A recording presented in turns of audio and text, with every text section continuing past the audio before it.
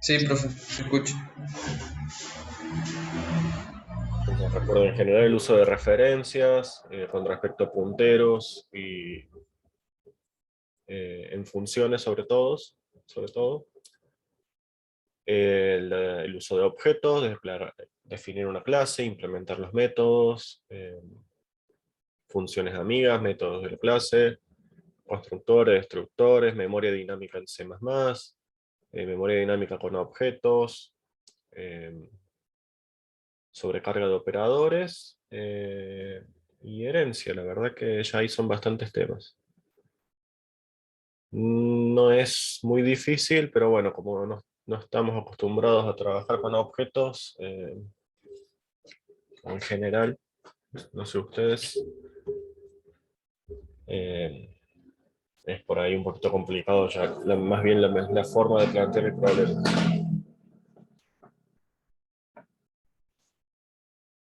Bueno, yo había elegido un par de ejemplos como para mostrar hoy, trabajar hoy, que si tienen algún, o si ustedes tienen alguna consulta particular como eh, para aprovechar el día de hoy. ¿Qué opinan? Yo al menos nada en particular, no estuve tampoco todavía poniéndome mucho. Pero saber cómo iba a ser el parcial, más o menos igual al primero, básicamente. Sí, sí, les había dicho más o menos igual el primero. Les voy a pedir más bien más comentarios, porque por ahí me pusieron códigos muy vacíos, o sea, funcionaba el programa, pero esta vez les pido que comenten el código. Esta vez lo voy a hacer obligatorio el comentario. La otra vez ya les había dicho que comentaran el código, pero esta vez ya les voy a insistir y que va a ser obligatorio, porque en general los códigos van a ser bastante simples, pero bueno, es importante saber que ustedes lo entiendan eh, y más aún siendo que van a tener acceso a internet, a las compu, el compilador, a apuntes, demás. No es la idea que sea complicado, pero que sí me dé cuenta yo que ustedes entendieron lo que escribieron. Entonces, eh, esa sería la idea. El resto igual. Se va a habilitar a las 6, les voy a dejar hasta las 23 habilitado para que puedan subir respuestas. Les van a salir 4 ejercicios aleatorizados a cada uno. Eh, uno de los 4 va a ser un poquito más largo, va a ser un programa completo. Acuérdense que en C++ se tienen que presentar 3 archivos. Uno con el programa principal, otro con la declaración de la clase en un punto H y otro con la implementación de los métodos en otro punto CPP. Eso recuérdenlo. Así se presenta el examen, en el final se lo pide así. Creo que Gonzalo también hace bastante énfasis en eso. Así que bueno, es que sepan particionar el programa en,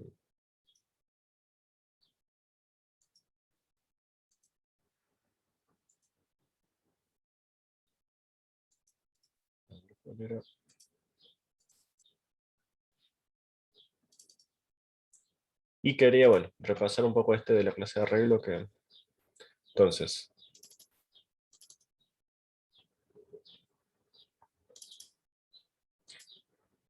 yo aquí tengo, por ejemplo, este para la clase del arreglo. Tengo en el archivo clases arreglos.cpp mi programa principal main,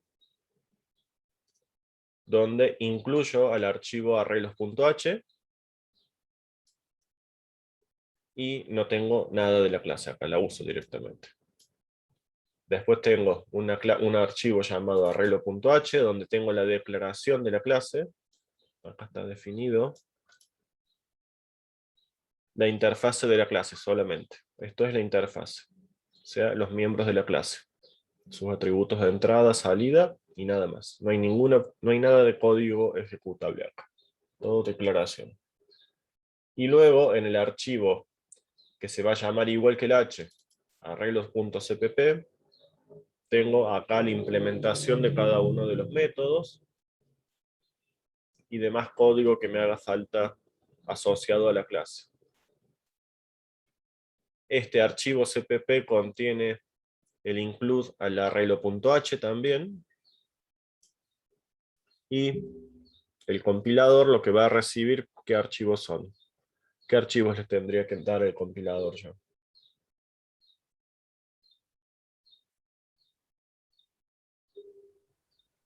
¿Se acuerdan? CPP, los dos puntos CPP. Si estás hablando mal, si no te escucho. Los dos puntos CPP. Sí, se te escucha muy bajito, pero sí. Entonces, el compilador va a tomar los archivos C, yo les había pasado la línea de compilación, con G++, porque es para C++, los dos archivos C, y se va a generar el archivo objeto de salida. Bueno, ya que estoy con la clase este arreglo que les había dado de ejemplo. Bueno, tengo una clase que va a almacenar un arreglo dinámico, o sea que tiene como miembro solamente un puntero entero y el tamaño de ese arreglo, y cada objeto de la clase de arreglo podrá tener distinto tamaño. Aparte un miembro estático, un atributo estático llamado número de instancias, que lo voy a utilizar como el atributo estático es una sola variable que es compartida por todos los objetos de la clase, lo voy a usar para compartir datos entre los objetos.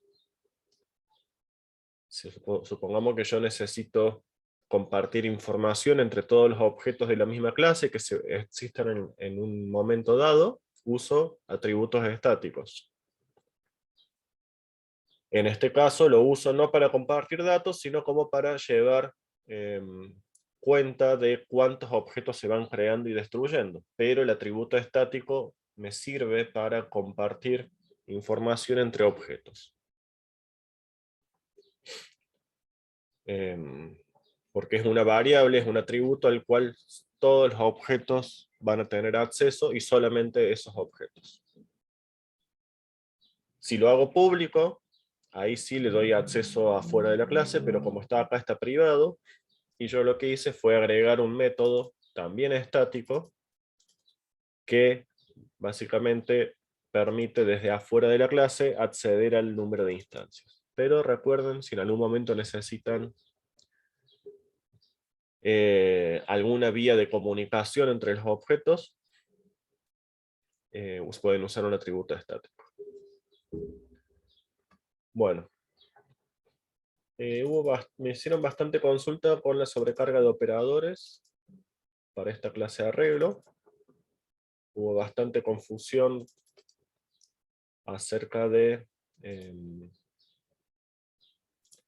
cómo implementarla, sobre todo con el tema de memoria dinámica, así que quería repasar esto. Recordando, por ejemplo, el operador de asignación, el de igualdad. Hay varias formas de hacer estas sobrecargas, según qué comportamiento uno le quiera dar al programa. No hay una sola forma de hacerlo.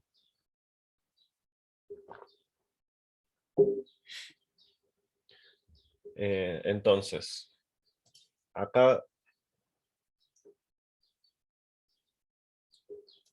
lo que yo voy a hacer es, en este operador de igualdad, lo que se va a hacer es copiar el contenido de un arreglo a otro arreglo. Entonces, cuando se ingresa a recuerden que cuando se ingrese a este operador, se está ingresando desde un objeto. Entonces yo voy a tener una línea arreglo A2 igual a arreglo A1.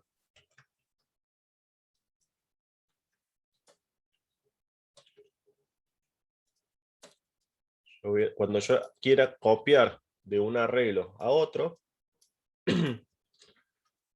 se va a llamar a A2.operador igual, pasándole como argumento A1.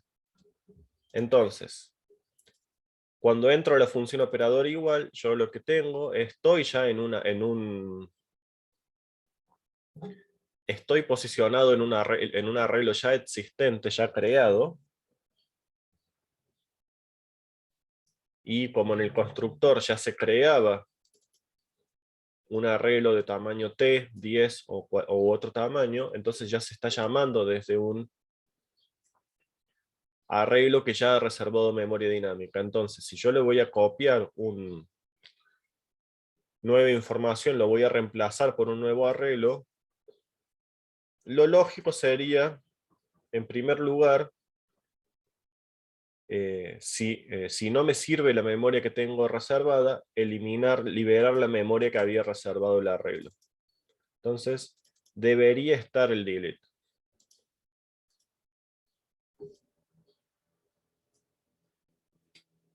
Entonces, pero puedo optimizar un poquito el tiempo y decir si el tamaño of this tam es distinto de el tamaño de destino.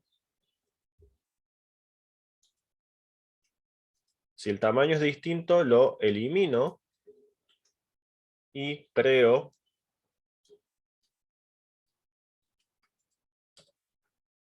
reservo memoria nueva.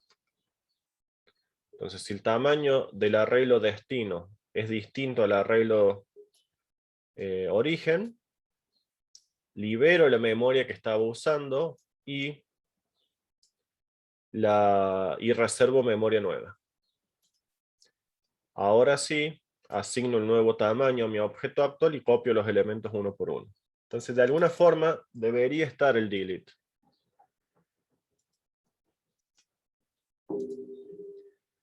Bueno, ¿cuál va a ser la diferencia cuando yo sobrecargo el constructor de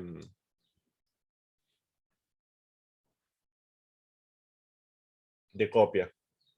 ¿Cuál va a ser la diferencia con respecto al operador de asignación? No me acuerdo si acá lo había implementado. Creo que no.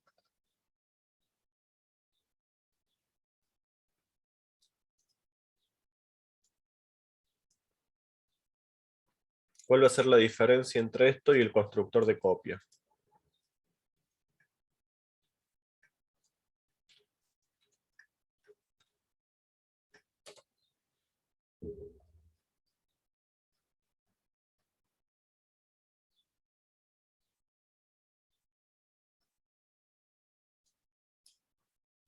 Si no estoy mal, creo que tenía que ver justamente con el delete, con que no liberaba la memoria. Bien, ¿y En por este qué no caso. libera la memoria? Yo les decía que este operador igual se llama, cuando yo hago la operación, A2 es igual a 1. El constructor se copia, se va a llamar cuando yo haga la operación arreglo A2 igual a 1. ¿Cuál es la diferencia entonces? También se va a llamar cuando yo haga eso. En estas dos ocasiones se llama el constructor de copia. Y en este tipo de clases que manipulan memoria dinámica es importante que existan ambos métodos. El operador igual y el constructor de copia. ¿Qué diferencia hay entre esto y esto? ¿Qué pasa con A2?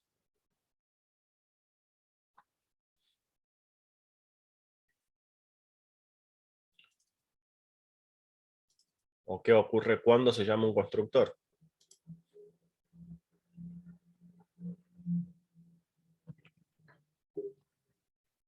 En este caso, en el constructor, el objeto destino todavía no ha sido creado. En cambio, sí. En cambio, el operador igual, cuando se llama, ya existe un objeto que tiene su tamaño y su memoria dinámica reservada. Por eso es que cuando llamo el operador igual, si el destino tiene tamaño diferente, no me sirve y debería liberar esa memoria y pedir memoria nueva. Podría hacerlo diferente y decir, bueno, si el destino es igual o más grande, no lo elimino. Solamente si es más chico.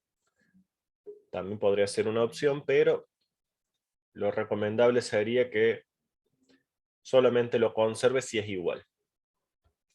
Entonces, si es distinto, libero la memoria, ya existía memoria reservada por un constructor, lo libero y reservo memoria nueva.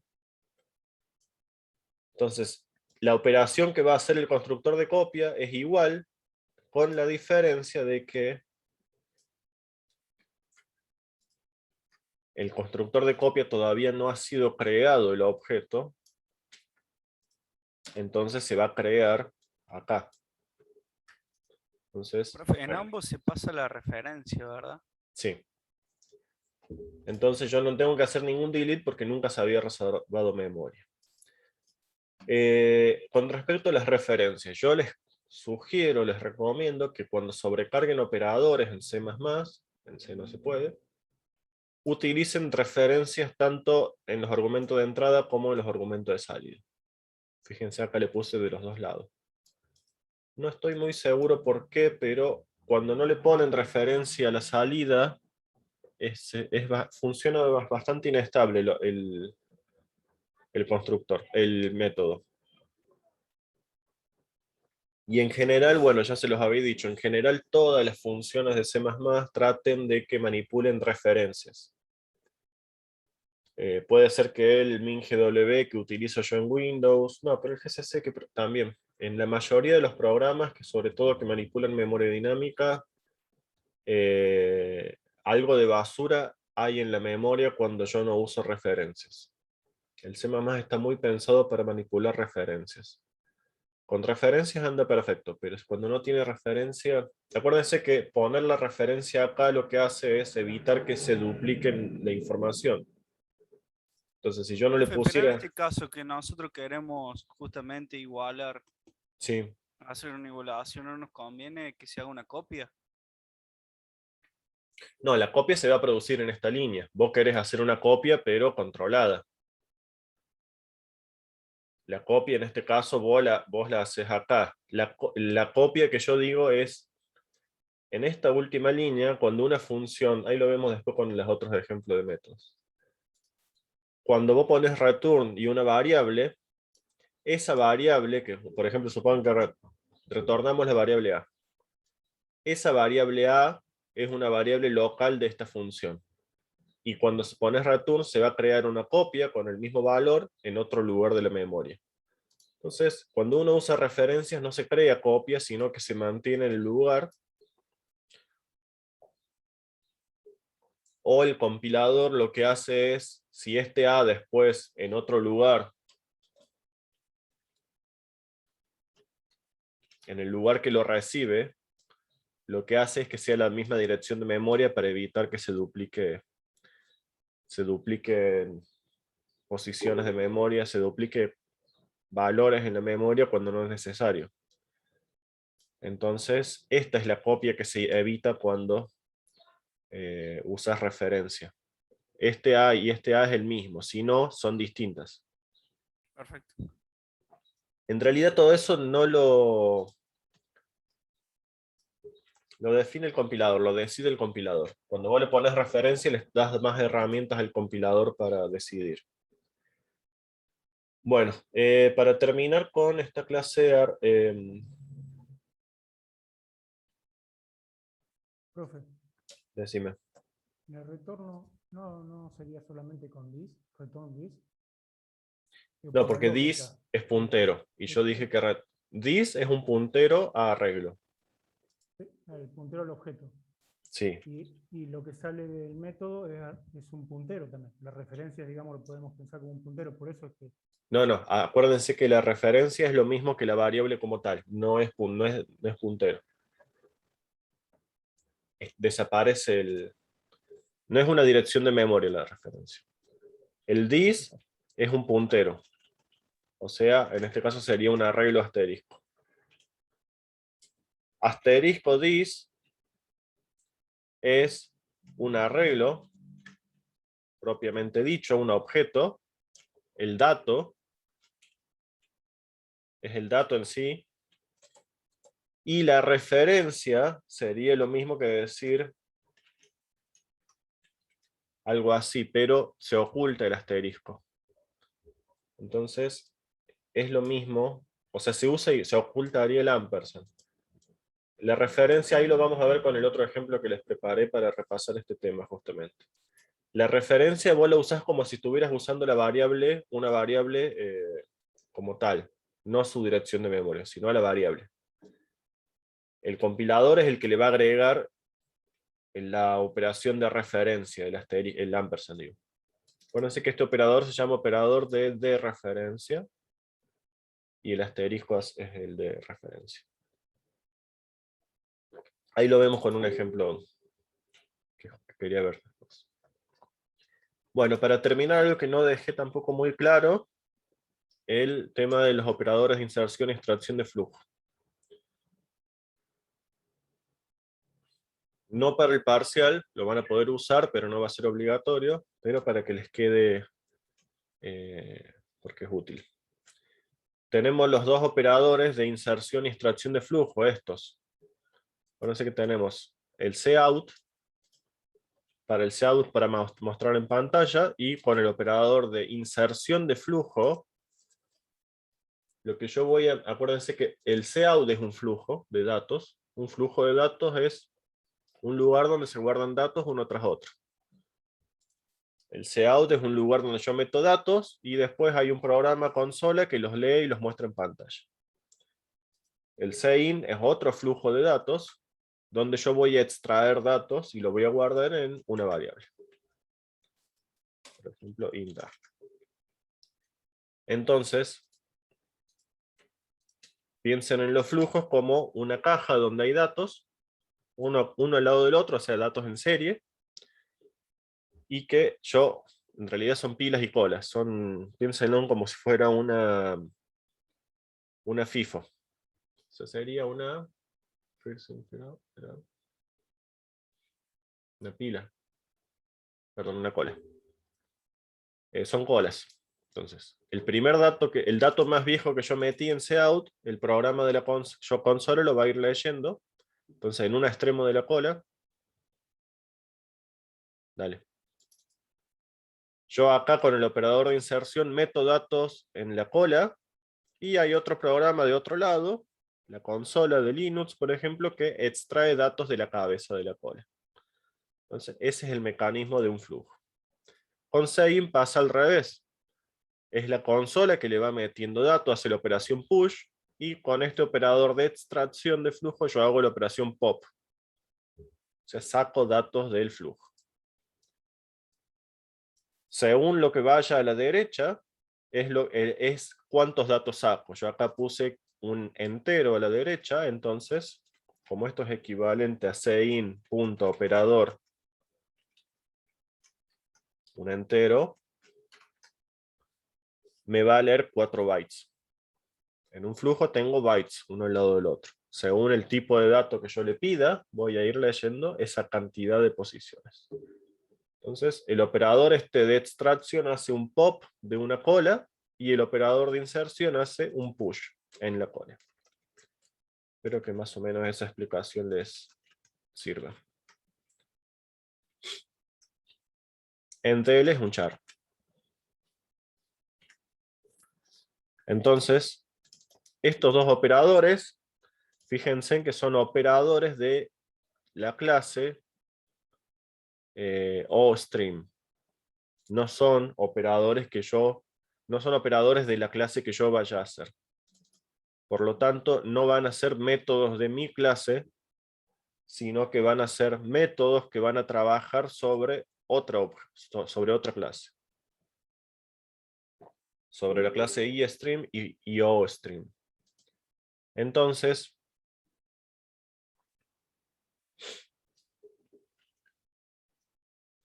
van a tener la misma línea de...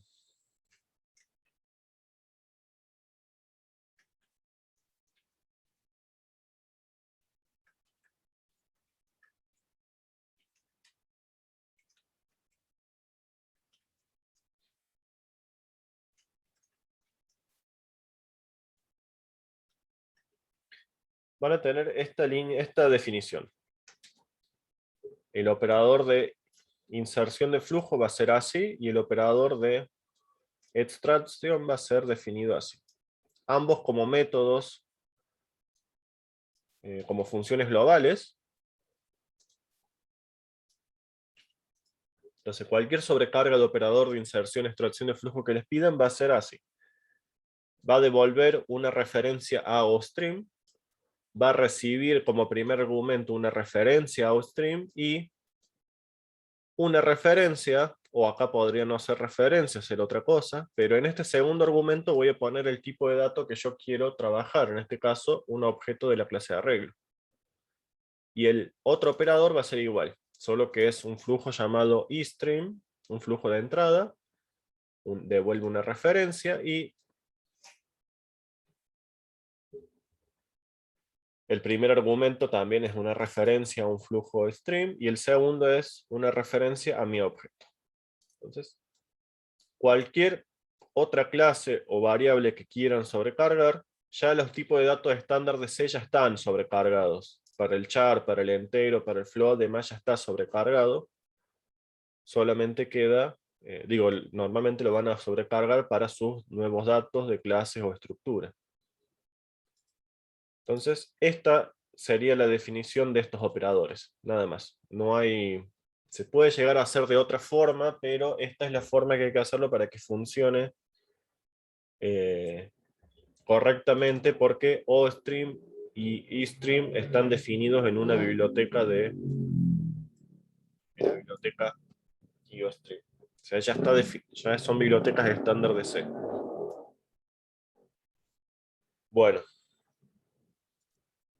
¿Cómo muestro yo qué quiero hacer con este operador de inserción de flujo? Esta operación, cout, arreglo A1. Yo tengo un arreglo A1 de tamaño, no sé, 15.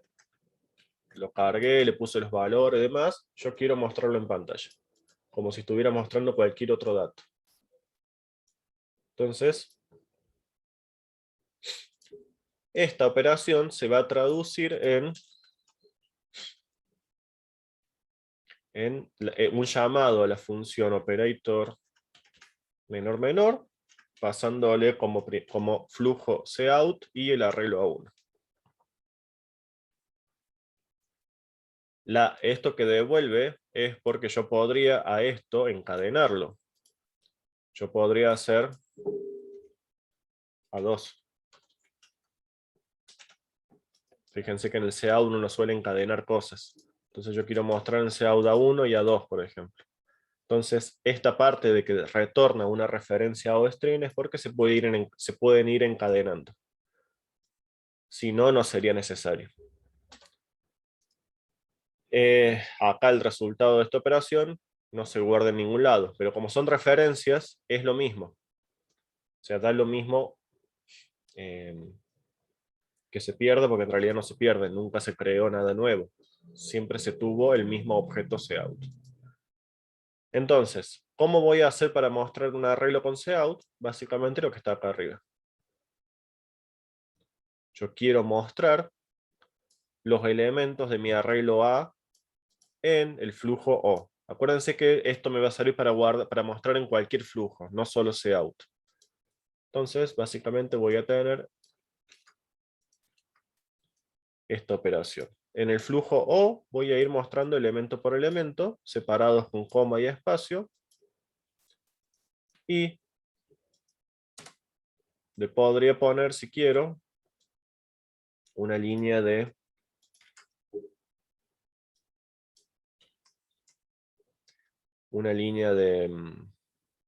título que diga arreglo, n igual el tamaño, la dirección, etc.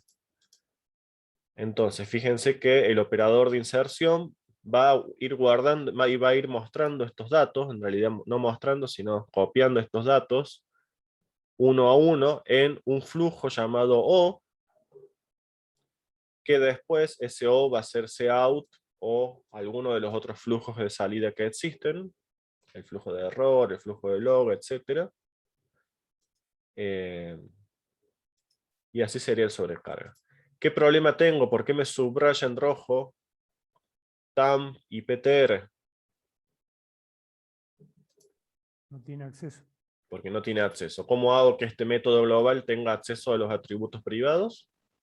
Con los ¿Y será vectors amigo? o con Exactamente. Tiene que ser amigo en la definición de la clase, lo agrego como amigo. No es necesario, podría usar funciones get y set. Pero lo que no puedo hacer es usarlo como método de la clase. Bueno. El operador de inserción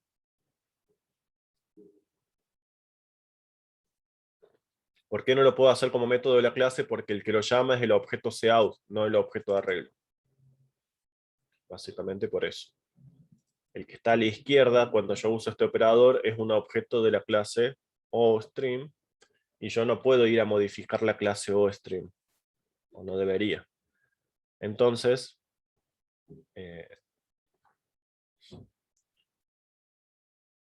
por eso lo hago como función global. El operador de inserción de flujo, de extracción de flujo funciona al revés. Yo voy a sacar datos del objeto i, que podría ser sein, que es desde la consola, y los voy a ir guardando en mi arreglo. Entonces, yo tengo ya un objeto creado A, yo podría sencillamente hacer algo, un for desde i igual a 0 hasta i menor a tam, y saco datos del flujo i, y los voy guardando en mi arreglo. Simplemente esto. ¿Qué va a ocurrir acá cuando yo haga la operación sein A1? Acá la consola se me va a quedar esperando que yo le ingrese tam cantidad de enteros. Entonces va a ser lo mismo que poner un for con muchos llamados sein.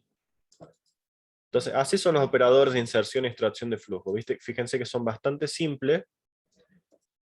Igual acá, por supuesto, no chequeé cuestiones de memoria, de que existe efectivamente la memoria, de que qué pasa si el usuario se queda sin introducir nada, o quiere terminar la carga antes, etc. Yo puedo hacer otras cuestiones, como por ejemplo poner outs para salir, ingrese S, por ejemplo. Puedo hacer algo así más, un poquito más complicado, pero que va a ser más bien más estable, digamos. Pero esta sería una implementación básica de los dos operadores. Y eso, lo único que va a cambiar para otro tipo de objeto es el argumento, el segundo argumento, y el mecanismo cómo voy a leer o escribir los datos. Bueno, más o menos queda un poco más claro este tema. Tienen que probarlo, van a ver que en algunos casos no es tan simple. Walter. ¿Por qué el eclipse lo está marcando en rojo todavía? Porque no los he... ¿Un problema del editor? porque tengo que ponerle a.tam. No, No estoy como método de la clase. claro. Ahora sí. Y a.tam. Ahí está. Ahí en la inserción quedaría esperando, digamos, la entrada del usuario, ¿no? Así Sí, que exactamente. hasta Quede esperando. hasta una cantidad de tamaño. Sí. Sí. Va a quedar esperando. Eso es que acá pueden poner un mensajito, cout, poner un mensajito que diga inserte el elemento i, para salir presione S, cuestiones así que faciliten o que permitan detectar, o por ejemplo no poner nada, pero leer el valor, y si el valor ese es distinto, no sé, de entre 0 y 100, salgo. Por decir algo, no sé, y agregarle algún mecanismo O para ingresar un nuevo dato presione Enter, cosas así. Pero todo eso va a depender de la aplicación en realidad. Bueno. Estos dos operadores, como les decía por ahí, no son un poquito confusos. Recuerden, pero en el práctico no aparece tanto, pero sí en el teórico y generalmente se confunden. ¿Qué otra cosa? Bueno, y si yo sobrecargo este operador, puedo en el operador de inserción de flujo, puedo al método mostrar, lo puedo modificar y usar directamente, en lugar de hacerlo acá, como ya lo estoy haciendo en este operador, directamente llamo directamente hago cout asterisco this, por ejemplo. Y como ya existe, ya está sobrecargado ese operador, se va a llamar a este método. Por eso es que yo lo pedía sobrecargar el método imprimir con la sobrecarga del operador. Entonces el método imprimir o mostrar se convierte simplemente en llamar a la sobrecarga del operador este. Bueno. Ahí si quisiéramos saber la dirección de memoria de ese dis con cout, ¿sería sin el asterisco o habría que hacer otra? Nunca. No, imprimís this. Ahí te imprime la dirección de memoria del objeto después. El objeto. Bueno. Les voy a subir corregida completa la clase de arreglo, así la tienen de referencia. Quería volver al tema de las de referencias. Supongan que les pido 3 funciones llamadas área que permitan calcular el área de un cuadrado, círculo o triángulos. Entonces, les puedo preguntar algo así. Eso es sobrecarga de funciones, es un tema de C++. Entonces, si yo quiero calcular 3 funciones área. Área de cuadrado.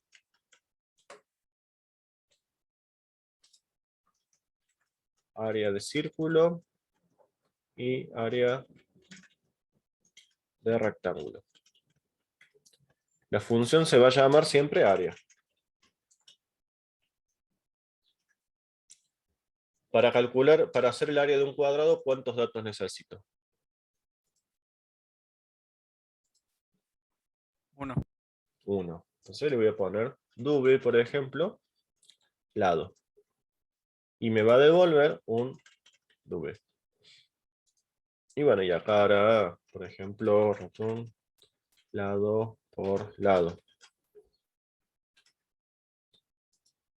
El área de un círculo, ¿cuántos argumentos necesita? 2. ¿Cómo? El centro y el radio. ¿El centro? No, solo el radio. No, nomás. Solo el radio. Así está en el origen. No, es el área nomás. Para el área no me importa dónde esté ubicado. Ah, Sí, para una clase círculo. Esto es otra cosa, esto es algo más simple todavía. Esto es sobrecarga de funciones. sí, área, perdón. Entonces, simplemente hago pi por radio al cuadrado.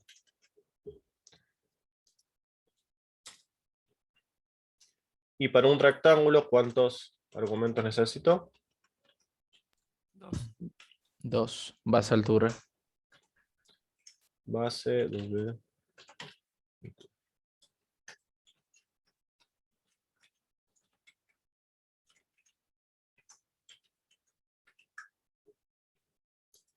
Entonces, esto es sobrecarga de funciones. Es lo mismo que el mismo principio de sobrecarga de operadores, un tipo particular de sobrecarga. Verán que es algo cortito, ¿no? No es algo muy complicado, no es algo muy complicado, pero bueno, es. Ahora, ¿cómo se utilizaría esto? Supongamos que tengo un círculo. En el main yo voy a declarar una variable para el radio y otra variable para el área. y voy a decir, no sé, radio igual a 5. ¿Y cómo hago para para calcular el área? Voy a hacer área igual a, voy a poner A porque no se me superponga, 5. ¿Qué problema había acá? Que acá ya no me sirve la sobrecarga porque tengo la misma, tengo los mismos argumentos de entrada. Entonces acá tengo que cambiar algo para que me sirva la sobrecarga. Tendré que cambiar el nombre, pero supongamos que le pongo un nodo ahora. Entonces,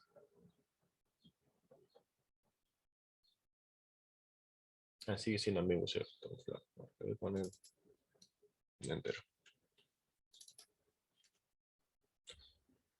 Entonces, ¿qué cambia cuando yo ahora quiero implementar esta función? Estoy en el área del círculo con referencia. ¿Qué cambio tengo que hacer para que ahora esta función funcione con referencias? ¿Qué cambio debo hacer?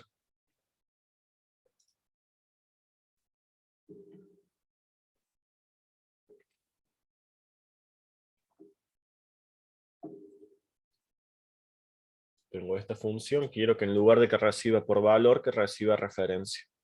Voy a poner el ampersand ahí ¿En en dónde? la declaración de la función. En el link, ampersand radio, ampersand Ahí. lado. Entonces, ¿qué más tengo que cambiar?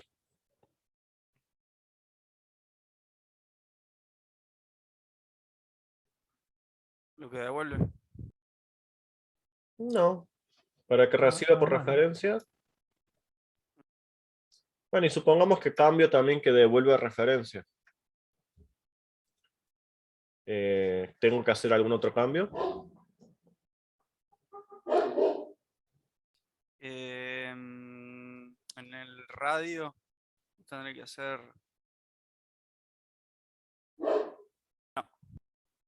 ¿Cómo? No me estoy pensando para adentro. Ninguno Para. más. ¿Walter? Ninguno más. No, ninguno. Entonces fíjense que la referencia tiene eso, que simplemente pongo en la interfase de la función el argumento de entrada y el salir del ampersand y ya. El resto del código, tanto dentro de la función como cuando la uso, lo utilizo como si estuviera trabajando por valor. Pero en realidad,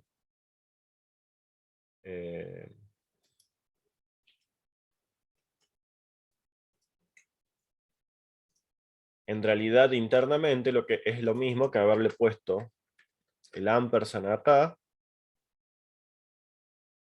y acá haberle puesto un asterisco, y acá haber puesto asterisco, asterisco, y retornar en realidad la dirección de todo esto. O sea que toda esa sintaxis que hacíamos con puntero,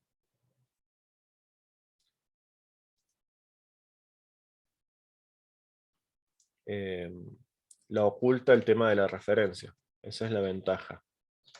Entonces simplemente con agregarle el ampersand ya funciona con el mecanismo de puntero. Entonces la referencia no es que sea algo nuevo, sino que es una simplificación del mecanismo de punteros. Hace lo mismo en la práctica. Lo que sí que cuando yo lo hacía con puntero, yo tenía que hacer, supongamos, algo así, una función void, área, y que recibiera int, asterisco r, int, asterisco v, por ejemplo, v, asterisco a, y acá decir en a guardar pi por radio al cuadrado. Entonces para hacerlo con puntero yo tenía que hacer algo así. Recibir el puntero de donde guardo el dato, de la dirección de donde guardo el dato, y la dirección de donde está el radio. Entonces leo el radio y lo guardo en la dirección que recibí. Esto mismo es equivalente a hacer esto que está acá arriba. Y el llamado es diferente. Yo antes en el otro tendría que hacer ampersand radio, ampersand A. Entonces, esto sería equivalente. Entonces, la referencia me permite simplificar este mecanismo de punteros. No se crean copias, pero y se utiliza como si estuviera trabajando con variables locales. El tema de que no se crean copias se refiere a que funciona de esta manera. Fíjense que este que yo escribí como si tuviera una variable local radio, en realidad no existe la variable local radio, sino que se está trabajando sobre la variable del main. No se crea no se reserva ninguna memoria nueva, se trabaja directamente sobre esta radio y sobre esta A. Entonces, esta función que usa con referencia, por el solo hecho de ponerle los ampersand, no ocupa nada de memoria extra, y lo estoy escribiendo como si estuviera trabajando con variables locales. Acuérdense que una función que recibe un valor por copia, esta variable llamada lado es una variable local nueva de la funcionaria y que ocupa una posición en el stack. Y cuando yo llamo a la función, se crea una copia del valor que le paso, el resultado se guarda en otro lugar del stack, y eso se copia después a el main, a la variable destino en el main. O sea que se ocupan varias posiciones de memoria extra en el stack. En cambio, con uso referencias, no, se trabaja en una posición que ya está usándose para esos datos. Esa sería un poco la diferencia. Espero que les quede un poco más claro la diferencia o la idea de la referencia. Más o menos se les aclara un poco. Cada una de esas llamadas a la función se llaman frame stack, ¿no? ¿Se llama qué? Frame stack. No te entiendo. ¿La primera Se palabra? escucha bien. Frame stack. ¿Prime de primo? Frame, de Ah, cuadro. frame. Frame stack. Cuando vas llamando a una función a otra, que vas haciendo, y bueno, cuando se va devolviendo, se va haciendo un stack de frame. Bueno, eso era de Info 1 también. La verdad que ese tema no lo tengo que repasar, porque lo vi el otro día, lo preguntaron en el final y no lo tenía claro, así que sí, déjame que lo repase. Creo que es un tema que da Gonzalo porque lo toma en el final también Gonzalo. Bien. En el parcial teórico va a salir. Si es que no salió ya. Pero Gonzalo lo pregunta. Y me olvidé de repasar. ¿Walter? ¿Mm? Profe, lo único es el doble cuando está retornando. Sí. ¿Cómo verlo, ¿no? Cómo visualizarlo? ¿Este Le retorno? estás pasando el radio. Sí, le estás pasando el radio que igual a 5. Estás trabajando con la dirección de memoria de esa variable.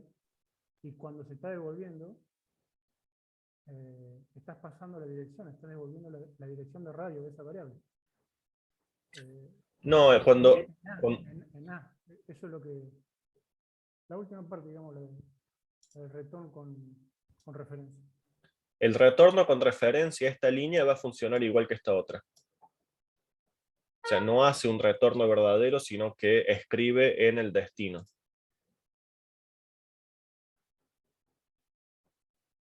¿Lo ves? Por eso es como que se convirtiera esto que devuelve algo a esto que no devuelve nada, sino que escribe en el destino. Pero ahí está en la línea esa, ¿no? 32. Igual a área radio. En la línea... ¿Qué le pasaría a...? Ah, por eso, en esto... Ahí. Devolviendo una referencia. Esta línea se convierte en esto. O sea, esta línea se convierte en esta segunda. Funciona igual que esta segunda línea. Esta línea funciona igual que esta otra.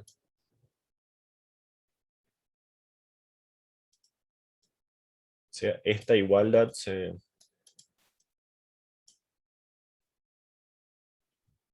O sea, está asignando a la memoria de A. Sí, Eso para directamente poder... Sí, acordate que esto que está acá sigue siendo equivalente a a.area radio. O sea, area sigue siendo un método.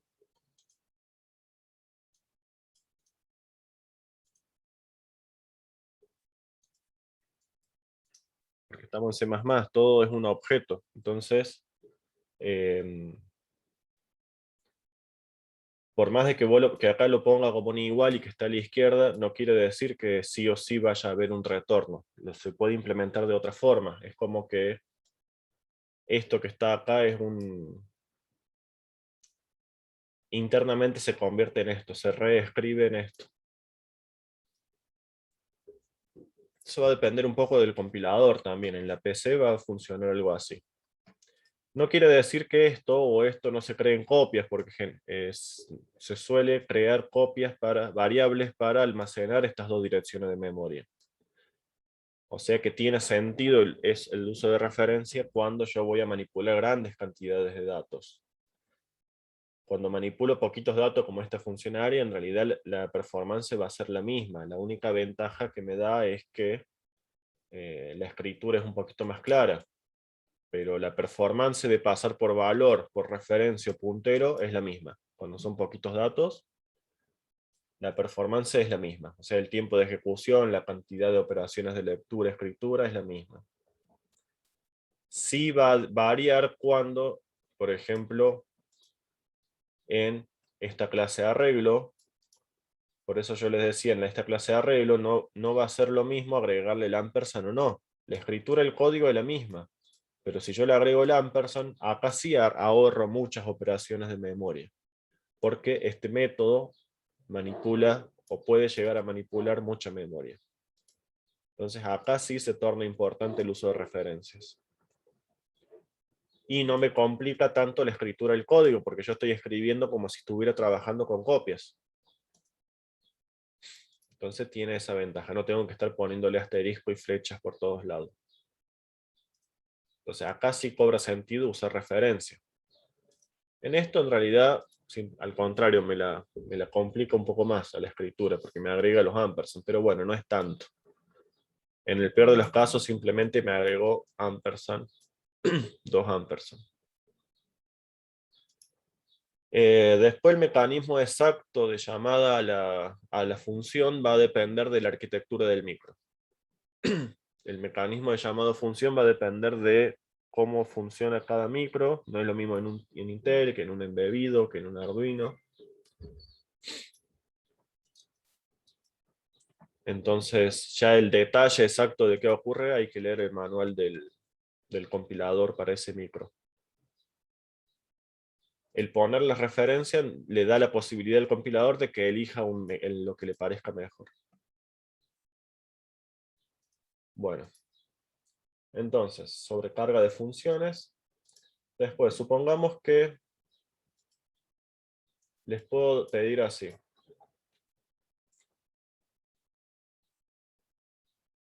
El número de instancias. Dado una clase llamada complejo que, entre otras cosas, contiene 2 atributos llamados R e I.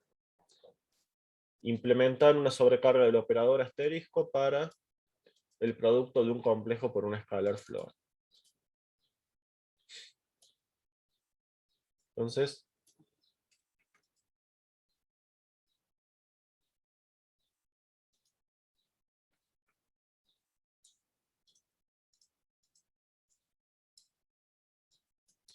así puede ser un ejercicio de sobrecarga. Dada una clase está parcialmente definida, lo único que necesito saber es que tiene un atributo llamado R y otro atributo I.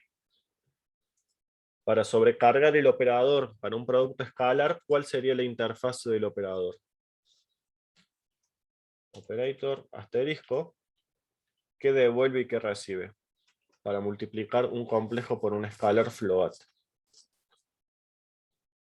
¿Cómo sería la declaración? ¿Qué es lo que devuelve? Referencia al complejo. Un complejo. Si va con referencia mejor. ¿Y qué recibe como argumento? también una referencia a un complejo y el escalar. Bien. Float.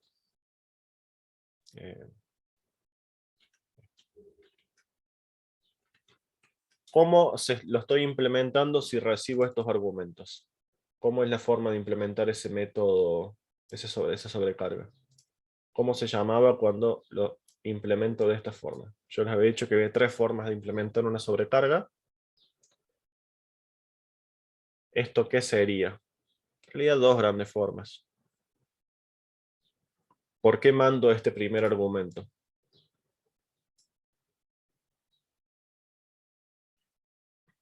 O mejor dicho, ¿cuál era la otra forma? Otra forma es definirlo como global, una función, como una función global, digo, y recibir los 2 complejos. ¿Por qué 2 complejos? No hay 2 complejos acá. Estas son las 2 alternativas. Que reciba un complejo y el escalar, o que reciba solo el escalar. ¿Cuál es el enunciado, profe?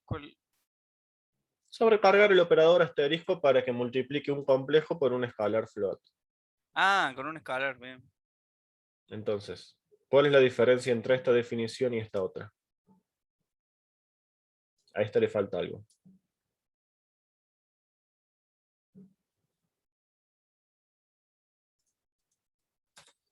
La clase, si quieren, va a ser así, ¿no? Tendrá obviamente constructor, destructor, demás, pero...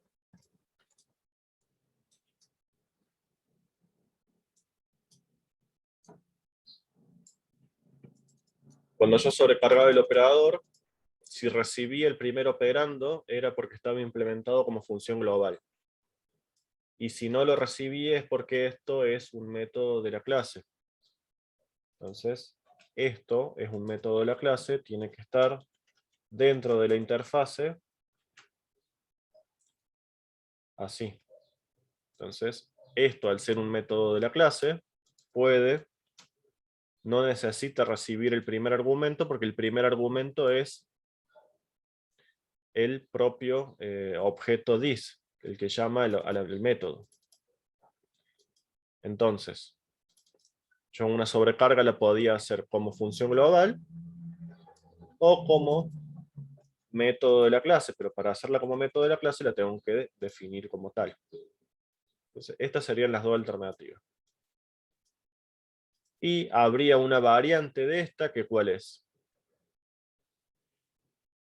Una función global, ¿de qué tipo? Amiga. Amiga. La función amiga me va a permitir leer R e I, que son atributos privados. Entonces, para poder hacerlo, lo puedo hacer como función amiga, o si no lo hago como amiga, ¿qué necesito que tenga la clase complejo? Los getters. Exactamente, los métodos set y get de R. Entonces,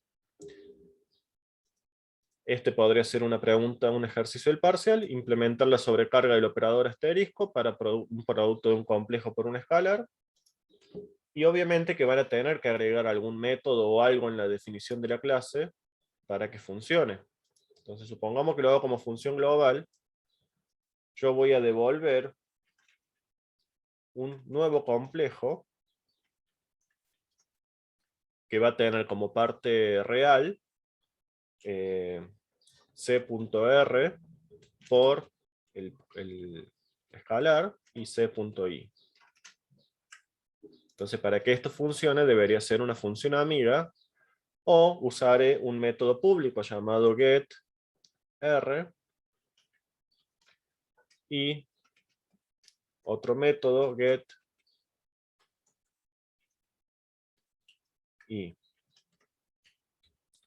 Entonces, si no la quiero hacer amiga, lo que voy a tener que hacer es agregar estos 2 métodos en la clase, y obviamente tiene que existir un constructor que reciba los valores, un constructor ordinario.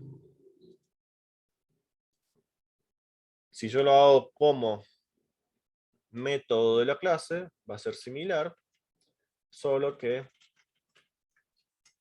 acá tengo acceso siempre a, yo voy a hacer this R por E, this C, imaginario. Entonces, estas serían dos posibilidades de la sobrecarga. Eso podría ser un ejercicio entonces de parcial. Fíjense que es cortito.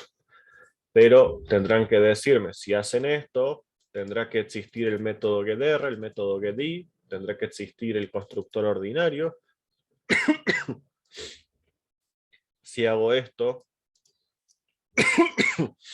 puedo usar directamente el atributo. Acuérdense que el atributo lo puedo poner con this o no poner el this. Directamente pongo R. Y que existe el constructor ordinario. Entonces, esa sería la respuesta. Más o menos, ¿queda claro? Y si es amiga, le agregarán acá que es amiga.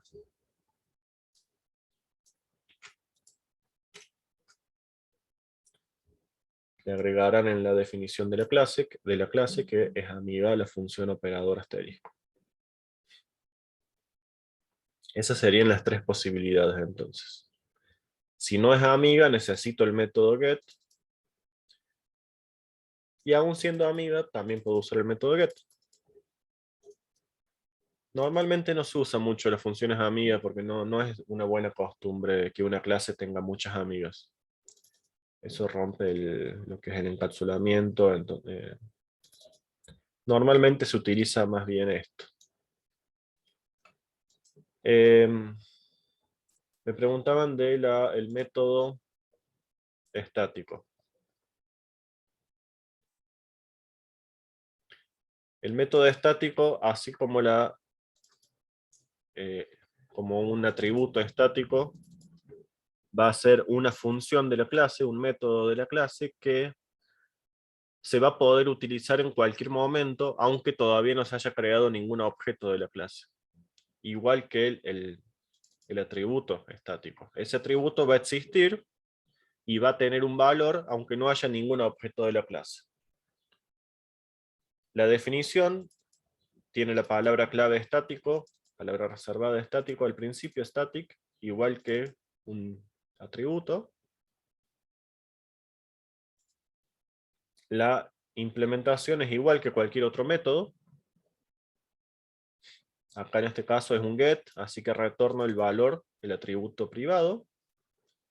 El uso es diferente porque yo tengo dos formas de llamar el método. Al atributo estático lo inicializo antes del main, fuera del main. Todas las variables estáticas tienen que estar inicializadas en el main. Entonces, la inicializo acá. Todavía no creé ningún objeto de la clase de arreglo, pero debo inicializar el atributo estático.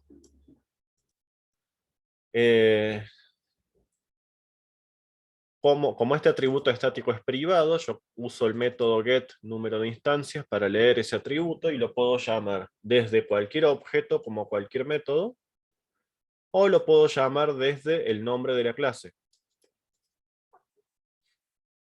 Acuérdense que arreglo también es un espacio de nombres que contiene definiciones, atributos y métodos. Entonces, el método lo puedo llamar así, que lo puedo llamar sin importar si tengo objetos creados o no. Entonces, si no hay ningún objeto, me devolverá 0, y si no, me devolverá. Tengo estas dos formas de llamar un método estático. Ahí más o menos, Lucas, ¿qué parte?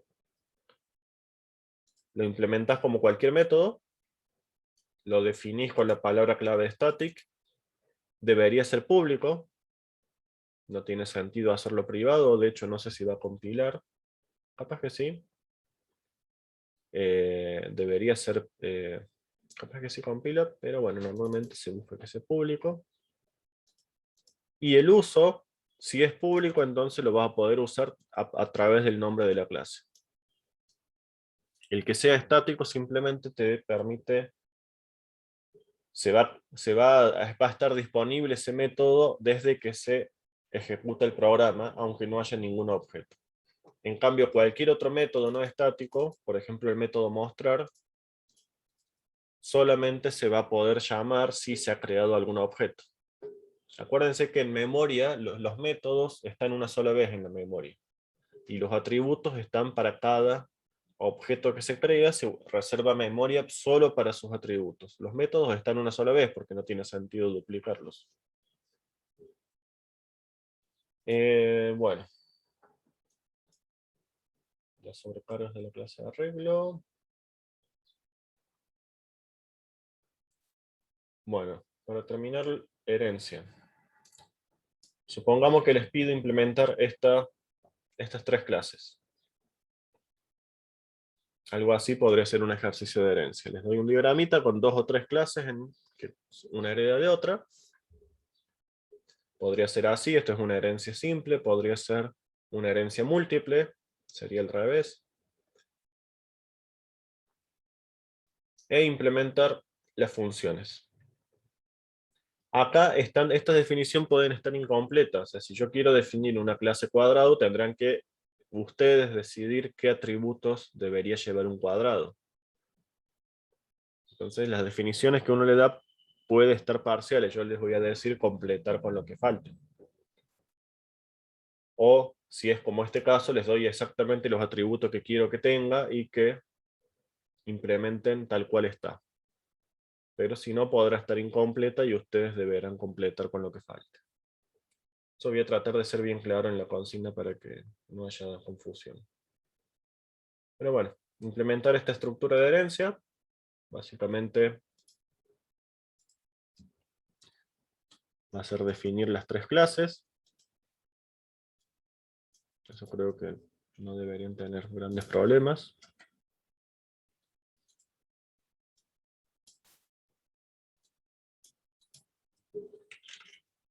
Simplemente definimos la clase base, la clase primera derivada, que deriva. Si yo no les digo nada, usen siempre la de herencia pública. Si no se les dice nada más, usen herencia pública y los atributos protegidos. Eso va a funcionar siempre.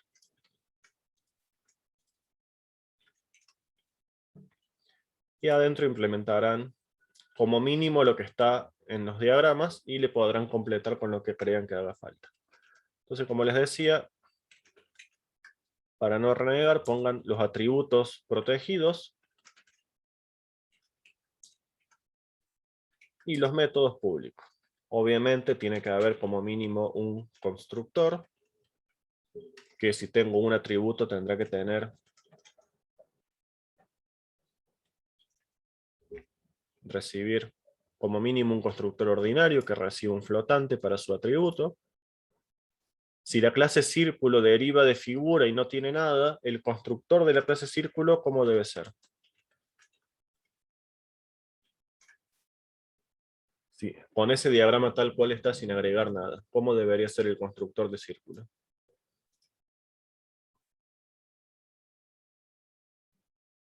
¿Mm?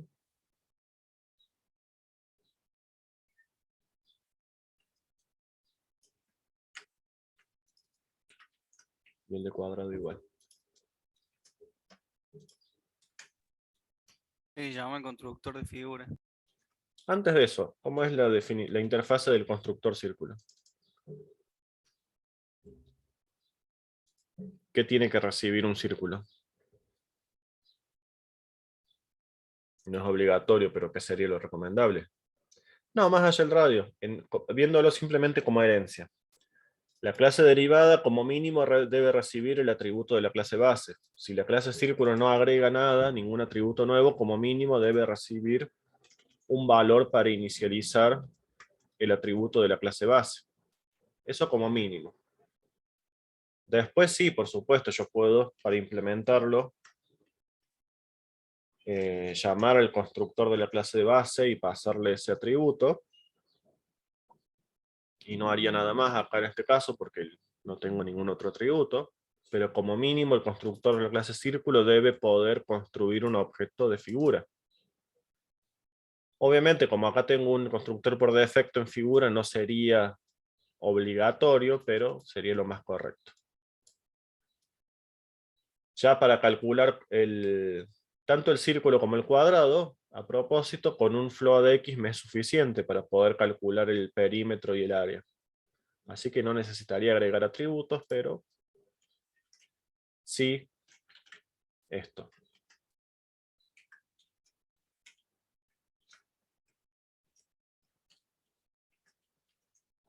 Entonces,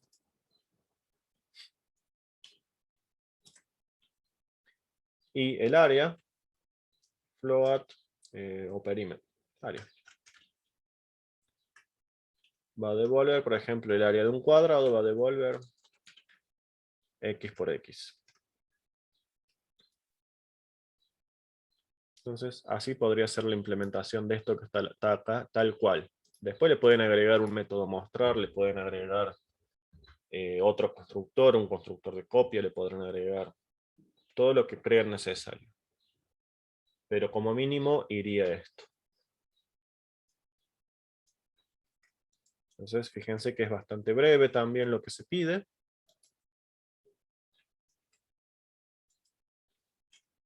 El void no es obligatorio, pero yo lo suelo agregar. Entonces, esto sería lo mínimo que deberían poner para una herencia como está en este diagrama. Faltaría el perímetro.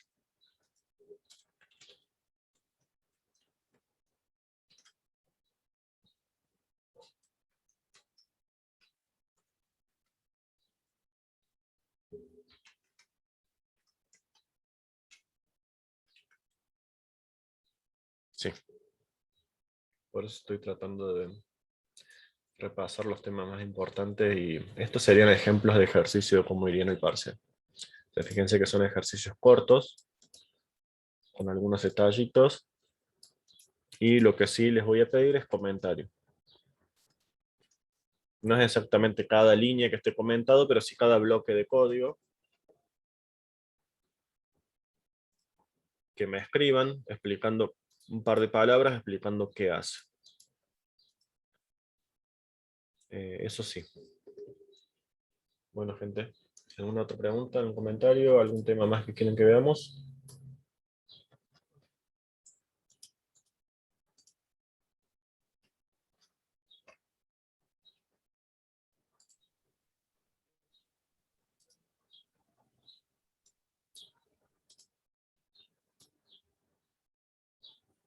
Sí, como en la clase de arreglos. Sí. De una clase de arreglo yo les puedo pedir alguno de los métodos, por ejemplo, y como largo les puedo dar esta clase figura y que hagan un programa. Creo que el de la figura estaba acá. Que haga un par de operaciones con esa clase.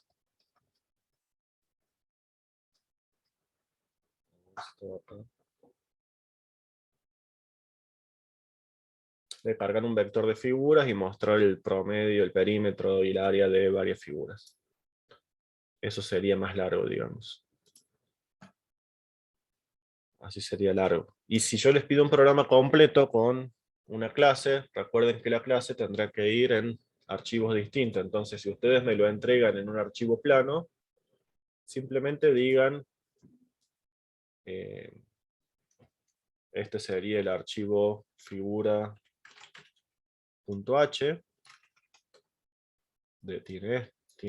perdón, sería ahí. Esto iría en el archivo figura h, esto iría en el archivo figura.cpp, y esto iría en el archivo main.cpp, y acá me está faltando el include de la clase. Figura.h. Entonces, tiene que estar dividido en tres partes el código que me presenten. Puede estar en un solo archivo, pero indiquen qué debe ir en cada archivo.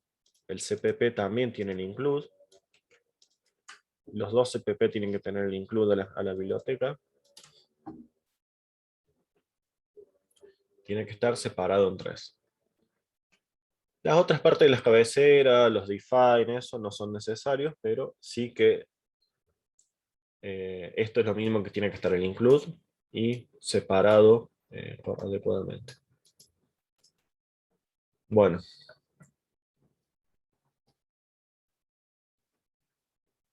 No me acuerdo si les había mostrado esto de los constructores en herencia múltiple. Les mostré la semana pasada el tema del problema diamante este. No me acuerdo si lo llegué a mostrar. ¿Se acuerdan? Sí, profe. Ok. Bueno. Recuerden acá si yo quiero que un objeto de la clase D contenga 2 copias de la clase A, lo implemento como siempre. Pero si yo quiero que la clase D tenga una sola copia de la clase A o una sola versión de la clase A, debo hacer la herencia de C y B virtual. Para eso me sirve declarar la primera herencia como virtual. Para que el objeto de la clase D tenga una sola copia o una sola versión de la clase A. Y en el constructor, entonces, deberé llamar explícitamente el constructor de la clase A también. Bueno. Acá al final les puse un ejemplo de archivo make, que ese es otro temita de la materia. No lo voy a tomar en el parcial, pero sí va a aparecer en el final. ¿Se acuerdan el ejemplo de la clase contador que les subí hace un tiempo? No sé si lo llegaron a hacer. ¿Cómo haría un archivo make para compilar ese proyecto? Sería así. ¿Llegaron a ver con Gonzalo archivos make? Sí, bro. Genial. Entonces, este es otro tema que sí puede aparecer en un final, práctico o teórico. Entonces, esta línea de compilación la voy a convertir en una regla y puedo tener un archivo make como este. De lo que sí es interesante que pueden empezar a usar es, primero hacerse archivos make de plantilla. Cuando hagan programas, sobre todo que procesen muchos datos, o datos matemáticos, exploren los flags para optimizar el código. A través de estos flags yo voy poniendo separados acá con espacios, opciones de compilación que van a compilar el programa de alguna manera. Por ejemplo, están las opciones para que compile optimizando el consumo de memoria, reduciendo el consumo de memoria, optimizándolo, optimizando el tiempo de ejecución, optimizando... hay distintos grados de optimización también que se llaman, o 1, 2 o 3, que hacen que un programa vaya más rápido, pero a veces, en algunos casos, puede empezar a ser inestable el programa. También pueden agregar flags para que utilice algo particular del procesador, como por ejemplo, si es un procesador multicore, le puedo poner ahí que utilice procesamiento multinúcleo, multicore. OpenMP es una opción, por ejemplo. Entonces me va a convertir la mayoría de los for. La mayoría de estos for me los va a ejecutar utilizando todos los núcleos y va a funcionar más rápido. Después tienen opciones para utilizar instrucciones de procesamiento vectorial, ABX, SIMD. Pueden usar también la unidad de punto flotante de algunos micro para acelerar las operaciones de float o DUBI. Entonces, si se topan en algún momento con algún programa de ese estilo, o ven que su programa anda muy lento, hagan un archivo make y empiecen a probar flags de compilación. El resto de las reglas típicas son estas. La alterarán para cada biblioteca que hagan. Después podrán hacer reglas para probar distintas versiones de bibliotecas. La clean es muy buena para poder borrar archivos intermedios o versiones viejas versiones viejas. Sobre todo el clean sirve acuérdense que cuando se compila, el compilador solamente compila de nuevo los archivos que han sido modificados. Entonces, a veces ocurre que cuando uno trabaja con bibliotecas, uno modifica uno de los archivos y cuando compila no se toma el cambio. porque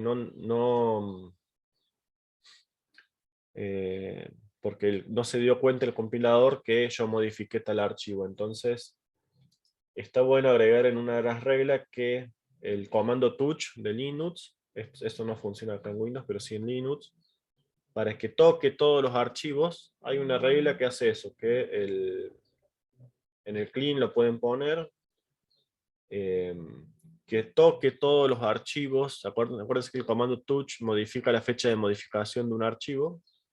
Entonces, cuando yo toco todos los archivos que quiero que se recompilen, ahí se va a recompilar. Porque el compilador hace una compilación incremental. Si ya algo está compilado, no lo va a volver a compilar. Compila las cosas nuevas.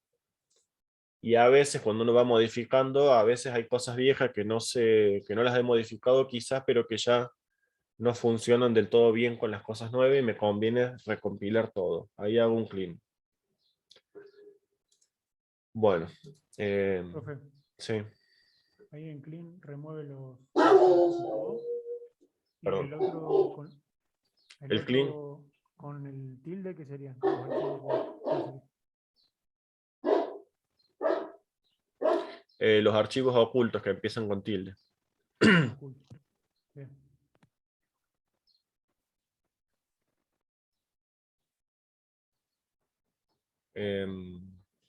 Sí, lo más práctico es el flag, cflags. El resto de las reglas están buenas, sobre todo cuando van a trabajar con bibliotecas. Pero el cflag la verdad que es muy útil, yo lo uso. Hay mucho... La verdad que es muy práctico. Sobre todo si van a compilar para ARM. ARM tiene muchas opciones de compilación específicas, como todos los micros ARM tienen distintos periféricos. Tienen que buscar el manual de ese micro y pueden activarle. Si no le activan nada en cflag, se va a compilar para ANSI C o ANSI C++.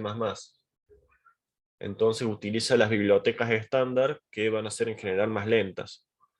Cada procesador lo que hace es implementar, tiene periféricos para acelerar ciertas cosas. Entonces lo más común son las operaciones matemáticas. Entonces si yo no le pongo nada, sí, sobrecarga de operadores, sí. La que no va a ser obligatoria es la de los operadores de inserción y extracción de flujo. No es muy complicada tampoco. Pero como por ahí en el teórico no se llega a dar bien, no, sí va a haber que implementar un método mostrar. Eso sí, cuando hagan una clase tienen que ponerle algún método. Casi siempre se les va a pedir un método mostrar, imprimir.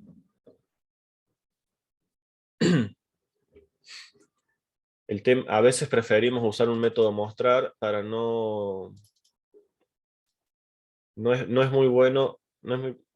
Esto ensucia mucho el flujo stream. Si ustedes lo van a usar solo en su aplicación y no van a...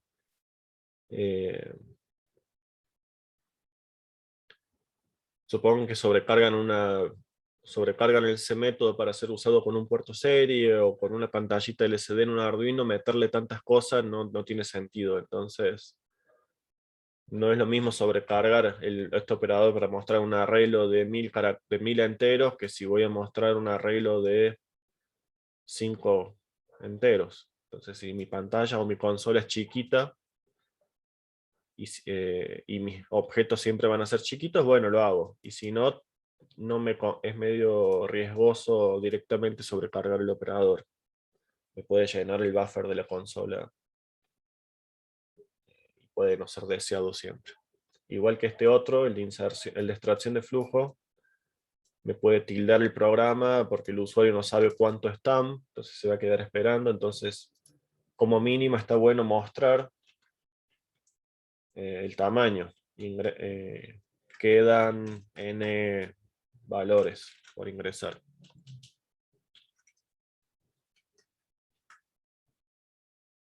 En esta clase de arreglo, que podría tener cualquier tamaño, estos operadores es medio peligroso sobrecargarlos así nomás. Hay que tratar de ponerle, como les decía, opciones de salida, dejar de imprimir, o mostrar de a tantos caracteres, o algo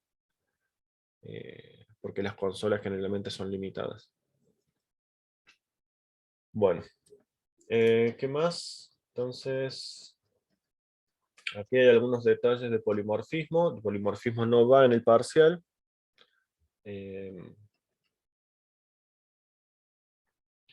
Pero les dejé un ejemplo. Estos otros ejercicios también los pueden hacer con polimorfismo, si alguno los quiere, el de la clase componentes, el de la clase círculos, de la clase persona. Lo pueden hacer con polimorfismos para practicar, pero para el parcial no lo voy a tomar.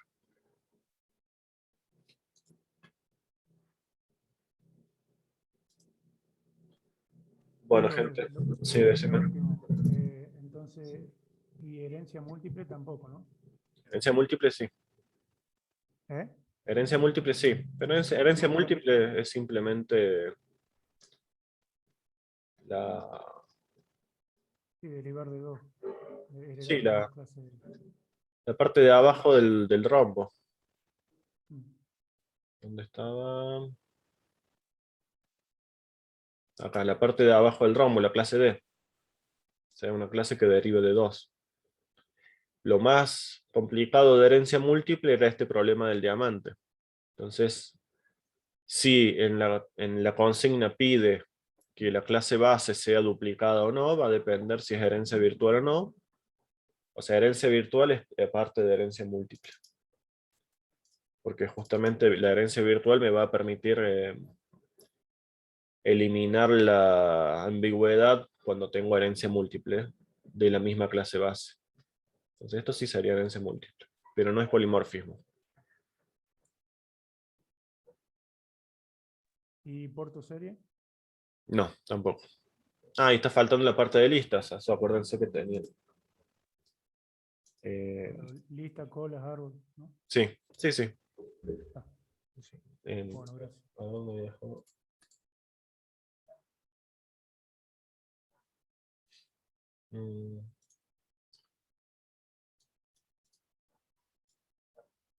Sí, eso no lo había incluido en el primer parcial.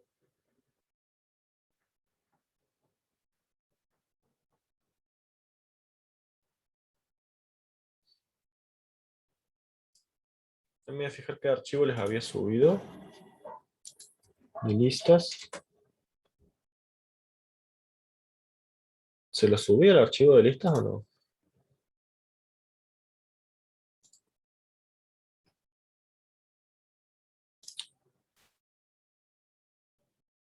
Estaban estos. Sí, les había pedido, esto sí, esto lo mínimo tienen que tener, ténganlo a mano, estos métodos, o sea, para una pila tener esos métodos, que yo se los había dado casi todos, creo. O sea, el método de insertar nodos, eliminar nodo, encolar, decolar, push, pop, tener a mano, esos métodos ténganlo a mano porque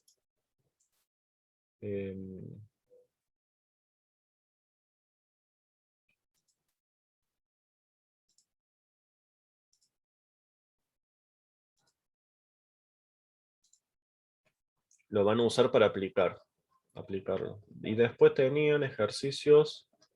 Acá están las funciones, ¿ven? Crear nodo, mostrar lista. Después como ejercicios, por ejemplo, cargar 25 números al azar en una lista dinámica, cargarlos en una pila, en una cola, en un árbol, cargar números al azar en un árbol y mostrarlos ordenados. O sea, estos eran los ejercicios que en general son cortos. Uno largo, que en realidad en la práctica no queda largo, es por ejemplo los árboles de alumnos. Definen un nodo que tenga una estructura de alumno, cargan el árbol o muestran los que tengan nota mayor a 7. Entonces, buscar un valor en un árbol binario. Son cortos estos ejercicios, aunque parezca lo contrario, pero necesitan tener ustedes ya todas estas funciones que yo les di, o sus propias versiones, por supuesto, tenerlas ya tenerlas a mano para copiar y pegar, y en base a estas funciones básicas de listas, implementar las aplicaciones. Se tiene cargada una cola, generar una pila con los números sin las repeticiones, por ejemplo. Entonces, este tipo de ejercicios terminan quedando muy pocas líneas de códigos, pero ya tienen que tener las funciones implementadas. Si lo tienen que hacer todo de una, les va a llevar bastante tiempo. Si no llegan a tener esas funciones implementadas, yo lo que les pido acá básicamente es el programa main. Entonces ustedes me pondrán el prototipo de la función push, por ejemplo, y harán el main. ¿Se entiende? Yo si les pido el main, hacen el main, y las funciones, si no las tienen y no les da el tiempo para hacerla, ponen el prototipo que iría nomás. ¿Eso queda claro? Sí, se entiende. O sea, no tendría que ser ejecutable el programa, no tendría que... No, eso no les pido ejecutables. Acuérdense, eso ya se los he dicho, no pierdan tiempo en que sea ejecutable. A mí me interesa analizar la lógica. Porque muchas veces ni siquiera con 4 horas les alcanza para que compile. Cuando no pierdan el tiempo en hacerlo ejecutable. Primero planteen el problema por secciones, por bloques, pongan comentarios de eso, qué haría cada bloque, y van completando. En primer lugar, lo que les pido yo explícitamente, y en la medida que les quede tiempo, traten de hacer el resto. Pero en eso tienen que ser estratégicos, porque aunque sea un programa simple, si no han practicado o no han tenido mucho tiempo para estudiar, van a estar un día y no les va a salir. Entonces, a mí me interesa evaluar la lógica con la que lo piensan el programa. Y obviamente que manipulen de lo que yo les pido, que sí esté bien escrito. Si yo les pido el main, que el main esté bien escrito.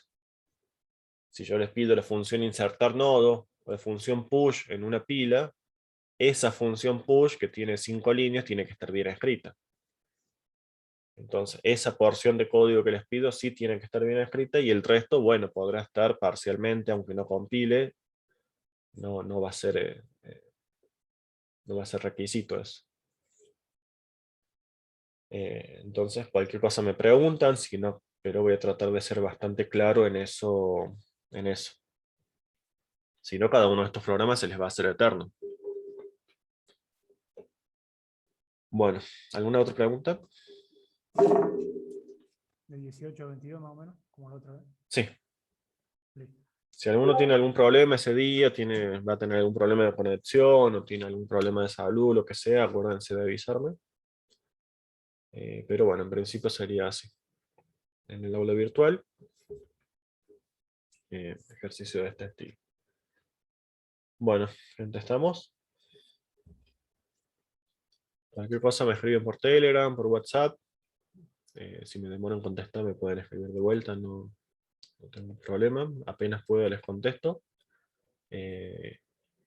Y como mínimo vayan compilando en una carpetita estos archivos, los ejemplos que yo les pasé, esto que yo les pasé en Word para hacerlo a un archivo de texto.